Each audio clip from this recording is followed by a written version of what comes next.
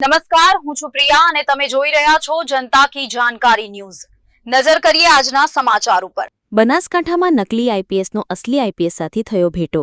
Banaskantha SP Akshayraj મકવાણાનું fake ID બનાવી રૂપિયાની માંગણી કરતો શખ્સ ઝડપાયો। બનાસકાંઠા એસપી અક્ષયરાજ મકવાણાના નામની 6 થી 7 અલગ અલગ ફેક આઈડી બનાવી કરતો હતો છેતરપિંડી આચરનાર શખ્સની બનાસકાંઠા પોલીસે ઝડપી પાડી ગુનો નોંધી વધુ તપાસ હાથ ધરી।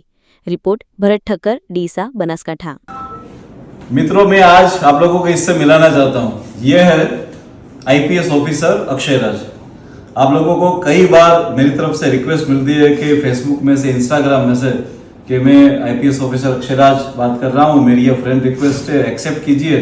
आप जैसे ही एक्सेप्ट करते हो, ये आईपीएस ऑफिसर है ना, आपको कहता है कि एक फर्नीचर बेचना है सीआरपीएफ का, और इस फर्नीचर के बेचने के लिए आपको 50,000 रुपये, 80,000 रुपये अभी कभी ट्रांसफर करने हैं, और आप इसको ट्रांसफर कर देते हैं।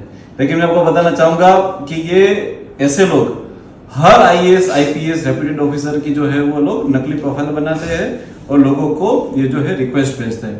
हम लोगों ने ऐसा एक केस रजिस्टर करके एक मेवाती गैंग को पकड़ा है।